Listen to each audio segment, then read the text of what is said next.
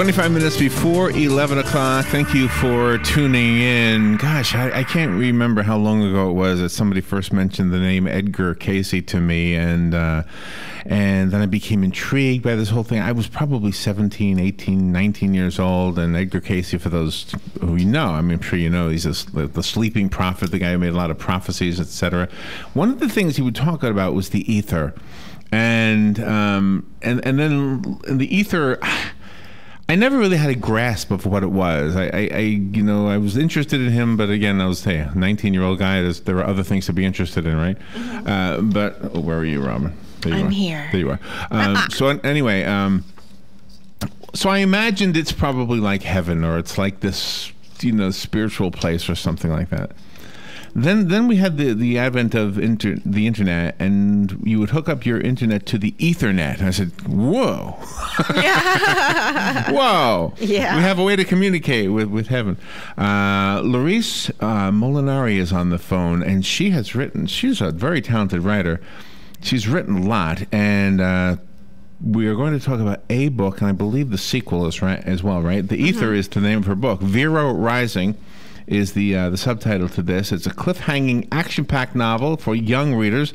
Yes, and that was another part of this. This is a perfect book for a 13, 14-year-old boy or a 60-year-old man, because I'm still that at heart. And then the sequel to this, I believe, unless it's out and I just didn't know about it, is called Pillars of Fire. Laurice Molinari. Good morning, Laurice. Good morning, Laurice. Good morning. How are you today? Pretty good. Where are you? I'm in Los Angeles. Oh, wow. Thank you for getting up early to be with us. No problem. You even sent us a shirt. Look at this. It's a shirt here. I know. It's great. Have you been wearing your shirt? No. We're going to give it away when we're done with this, though. What size is it? Large? Large. Well, I'm trying to get down to a large. To just to let you know, I'm not in the Ethernet. I'm still physical. Very physical. Well, thank you for being on the air with us today. Your writing is... how do I say this? It's like up my alley. It's my kind of. I like this kind of writing. Mm-hmm. I don't know if that means I'm a young reader at heart, even though I'm 60. But I just like this. Well, I've gotten great response from parents. I wrote it for middle grade school children, but I have just as many adults reading it and sending me emails about the book. There's nothing on the book that indicates that Laurice is a lady. If I didn't know, because you're our guest, so I know you are. But if I was reading this book, I mean, you write for a young man. It's like you know a young man's mind or something. Does that make sense? It does. It does. I grew up with two brothers, so I know how they think. Actually. Oh, okay. So that explains it. So the Ether. Tell me about the Ether. The book and the Edgar Cayce thing. Well, the ether itself is, I truly believe in angels, and actually a lot of people do too. AP did a poll, I guess it was in 2011, where 80% of Americans believe in angels, and so I do believe that there. Well, I'm one of them. I do too. Yeah, totally, and that they protect us, and they're God's fiercest warriors, and they wage these battles on our behalf. So in sitting down and thinking about it, it's like, where does this happen? And, it's angels and demons battling over our souls, and it can't happen in heaven because you can't have demons in heaven. So then this whole theory of the ether started to really make sense to me, that it is the spiritual realm that surrounds the earth where these battles take place for our souls. Wow. Do you know there's a lady in town, and I believe she's a lady pastor, and she's also a chiropractor. And she opened up her chiropractic office. This is years ago, and she was showing us a photo of it, and she said she prayed that her practice would have 10-foot angels guarding it. Mm-hmm. And she showed me a photograph that had like a burst of smoke over it that looked sort of kind of in the shape of an angel. Mm-hmm. And she said there was no smoke when we took the picture, but here in the picture there's smoke, and she assumes it was actually her answer to her prayer. Yeah. Wow, I totally believe it. It's funny because now that I've written this book about angels and I go to schools and speak with kids, they start telling me their own angel stories. There's one boy told me this beautiful story about how he was climbing a tree and he fell out of it, and he felt an angel catching him, and he saw an angel who caught him on the way down so he wouldn't get hurt. Is that right? Wow. Yeah. Wow. You have also in your book a wonderful part. There's the a dialogue, and one person says, "What are you doing?" and the other character says, "Catching prayers." Oh yeah, at the prayer grid. Mm-hmm. Yeah, that's how I imagine that it happens. You know, you ask for God to help you with something, and then you have to wait to see if it's going to be answered. And then once it's answered, then the angels can go forward and implement it. So when you're writing about angels, do you have to be careful to stick with what would be considered theology, or do you give yourself license to just have free thought about it all? I try to stick to the theology, but you know, at times I do. I won't say that I stray, but I definitely do have to come up with some ideas on my own and hope, you know, that it's right, that it's correct, that makes sense. So now I'm looking at notes, and I didn't realize this as I was talking. I guess I looked at my notes too late. But book 2, Pillars of Fire, which starts at the back of this one, is now out, or is coming out this month? It comes out next week, the 27th. I think it's the 27th, or is that 2 weeks? Oh wow! Oh wow! Yeah, next Tuesday. Next Tuesday, Yep, yes. it'll be out next Tuesday. My mom had an angel story, by the way. Can I tell you real quickly? Sure, I'd love to hear them. She was in a serious car accident, and she was under the car. Somehow she got swept out of the car and was under the car, and everybody was looking for her. Nobody knew where she was. And she would tell the story of how she was talking to somebody under the car who kept telling her to be calm and everything will be all right. And, you know, we described it later on as an angel. I mean, that's the whole story. And she did, everything was all right. She lived to be, you know, a lot older. I mean, that was probably when she was 40, and she lived to be 80-something years old. Yeah. Really? Yeah. Wow. Yep. Yeah. So many people have stories like that. When you were writing this for young readers, was there ever a point during your writing that you had a revelation that maybe that maybe most of the young readers would embrace this, but there would be few who don't? Yes, I mean that always happens. I mean, what I found is that people who take the Bible so literally, I've gotten a few emails from them saying there's no way that God would ever let an angel come down as a human. It's impossible. And that's when you have to say, you know what, A, nobody knows, and B, you know, it's a work of fiction also. You have to That's right. accept That's like right. that. Yeah. Well, you know, my car was breaking down on the road one time. It needed water really bad. I pulled into a rest area, and the sign said, "Sorry for the inconvenience, no water." And a guy came walking across the field. You were with me, yes, Robin. I remember. Robin knows this is true. Mm-hmm. And he had 2 gigantic buckets of water. And he said, "Here, would you like some?" And I said, "Oh my gosh, where'd you come from?" Mm-hmm. And he filled up my radiator, enough for me to get to the next exit where there was an actual gas station. Yeah. And then the guy was gone. And then he was gone. I know. Yeah, I know. that was chilling. So who knows? I mean, first of all, how did this guy know I needed water? Second of all, where did he go? Yeah, exactly. Right. Exactly. I know. It happens all the time. And and your angels, they want you to call on them. They want you to ask them for help. Oh, wow. That is what they're supposed to do. They really do. And so many people just don't do it. This is a great conversation. We're not talking about your book, though. We better be fair to your book. All right. 13-year-old Vero Leland. Who's he? He's you think that he's a normal suburban boy. He does all the things that most 12 and 13-year-old boys like to do. But as he's starting to become of age, weird things start happening. He starts to see these creatures that nobody else can see, and that's when he finds out that he is a guardian angel. He finds out. Isn't that interesting? He's taken to the ether when he's 12.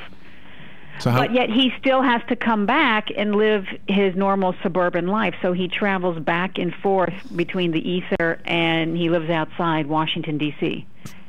But he still has the characteristics of a 12-year-old boy. I mean, he gets scared and he runs to his mom so she can protect him. He does, and he gets tongue-tied around girls that he has crushes on. Mm-hmm. Yeah, well, even Superboy did that. Superboy, yeah. And this is the part that I think appeals to us. And maybe it's for young girls too. I don't know, but yeah, it is. A lot of girls, Okay, so we can relate to the whole idea that we have a secret identity that we ourselves don't even know about yet. That's what happened to Superboy too, right? Yes. Right. He didn't know. His father had to say, "Well, let me tell you, you were in a rocket, you crashed in the woods, and here you are now." We need to take a little break. I want to be sure we're fair to the book. And we sort of got a little hint of it. This is a fascinating conversation in general, though. The Ether, Vero Rising is the name of the book. The next book coming out soon is Pillars of Fire. And our guest is the author, Laurice Molinari. Your middle name is hard to pronounce. Is it Elkwani? Well, that's my maiden name, Elawani. Elawani. Oh, that's your maiden name. Okay. Yeah. Well, hold on, Laurice. We'll take a little break and be right back with you. Out in Los Angeles, calling in. You might be. Oh, you're in a good spot for this to become a movie. I hope they don't ruin it. We're working on it. Oh, you are? Oh, okay. Yeah. Well, I've been a screenwriter first, so I know. Oh, that's right. That's right. Okay, we'll be right back. Okay. The weather is brought to you by myfwc.com. Safe boating is no accident. Beautiful day today with plenty of sunshine. The high 66 to 70. Clear to partly cloudy skies tonight with a low of 41 in a few inland spots, 51 along the coast. A mix of clouds and sun tomorrow with a high of 69 to 73. And on Wednesday, intervals of clouds and sunshine, the high 71 to 75. From the Florida Weather Center, I'm meteorologist Joe Lundberg.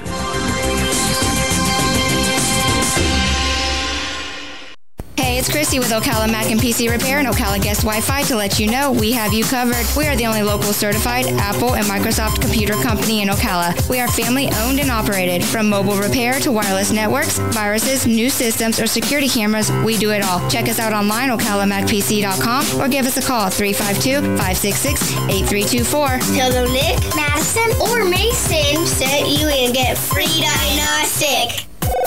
Get your internet telephone service from the company that brought affordable internet service to Ocala in the first place. All Is Safe is a sister company of Ocala Guest Wi-Fi, a company you've known and trusted for all your internet needs. Whether you need a phone or hundreds, we've got the products and services to meet your needs both now and in the future. Our plans include everything from local and long-distance calling to equipment maintenance and even software upgrades. You can count on All Is Safe to give you cost certainty knowing that your bill will be the same next week, next month, or even next year. Call 352-450-8647 today to learn how to cut your monthly telephone bill up to 60%.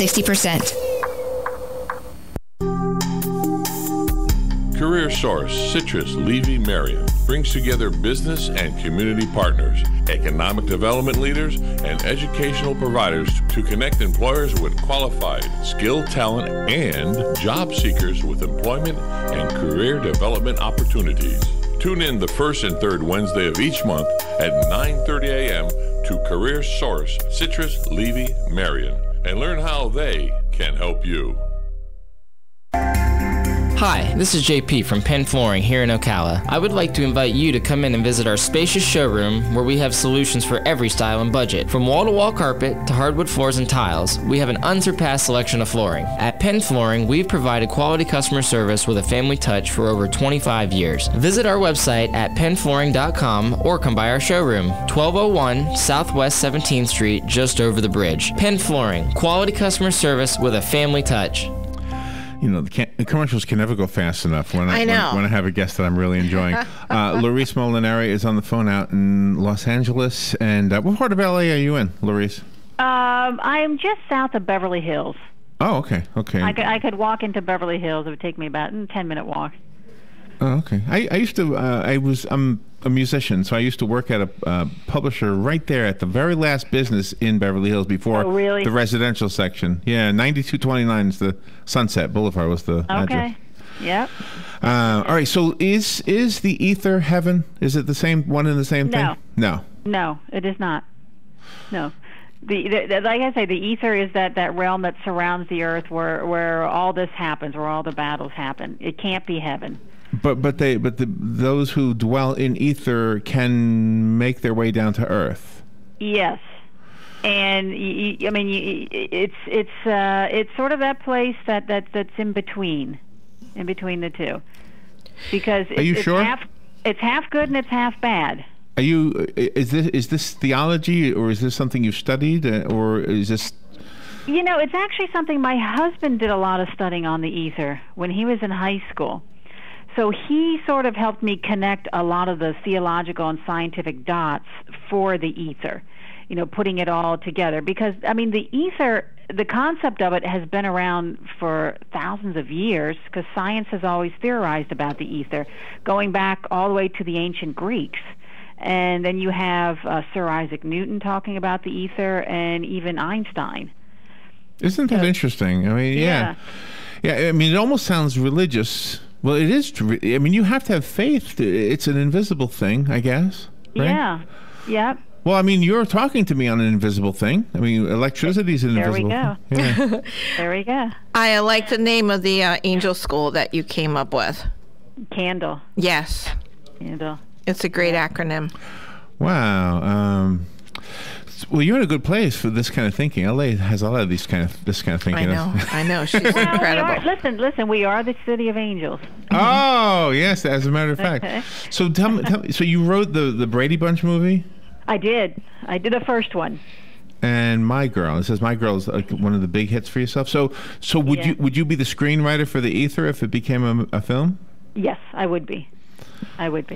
Yeah, I'm not letting anybody else get their hands on it. No, if you can write a screenplay, you know what I hate? I hate when somebody writes a wonderful book, and then at the first scene in the movie, it'll say based on a screenplay by, and it's somebody else's name. It's like, oh, come on. Yeah. Don't you hate that? It's like Well, but they are two different things, though. I have to admit, writing a book is very different than writing a screenplay.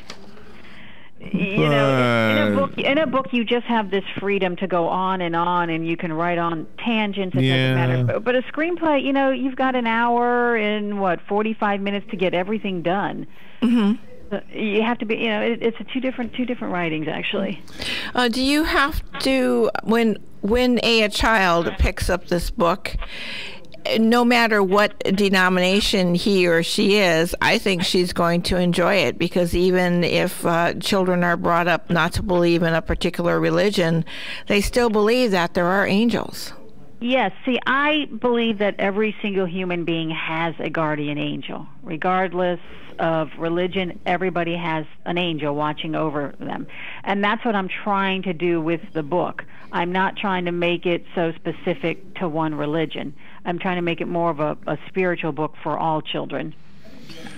And I think one thing leads to the next, and it'll help people discover. I think Harry Potter does that. I think Harry Potter actually takes something that you logically wouldn't believe in, but it expands your sense of believing in something fantastic. It does. Harry Potter is a story of good versus evil. That's what it comes down to. And good wins, right? All the time, right? And good wins. Yep, good is stronger. So is the next book a sequel to this one? It is. It's a 3-book series.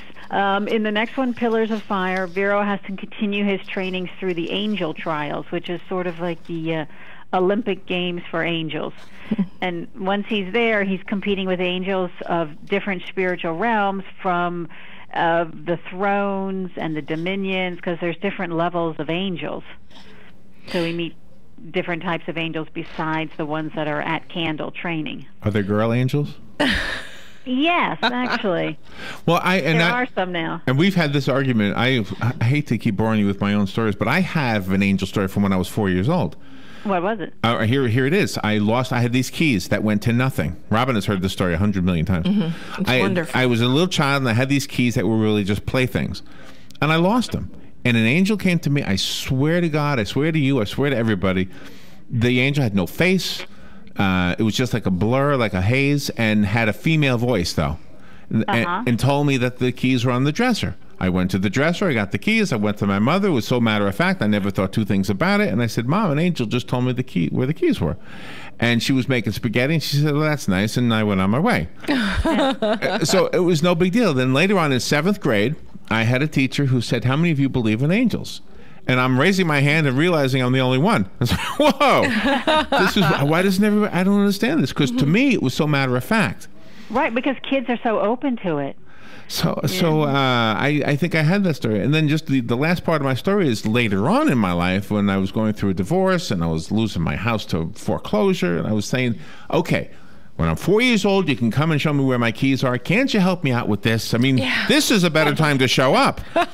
And I didn't get a message like I did when I was a 4-year-old, but I did have this thought that the whole point of the 4-year-old visit was to let you know I'm always with you.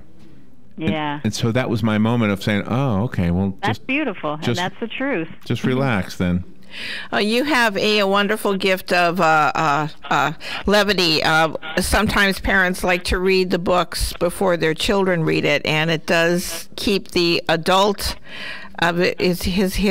the attention of the adult is really, really good. And in your bio, you have not just written for children, but you wrote early drafts of comedies like Howard Stern's Private Parts.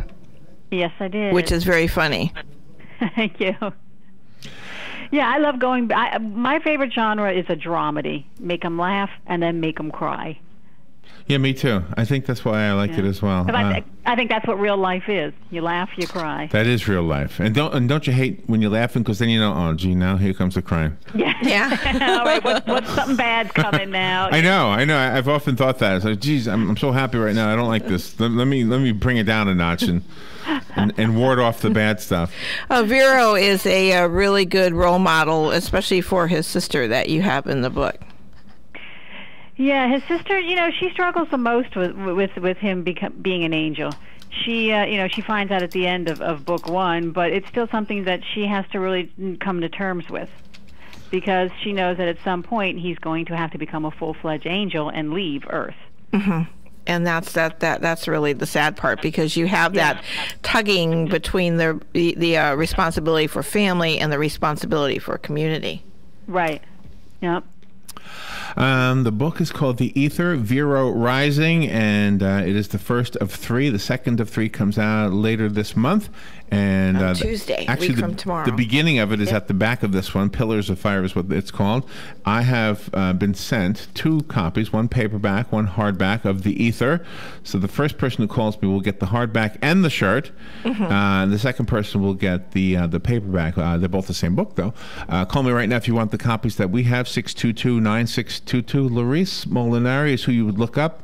How do we get the book, the rest of us? How do we buy it? Barnes & Noble, Amazon, Books A Million, any of those sites.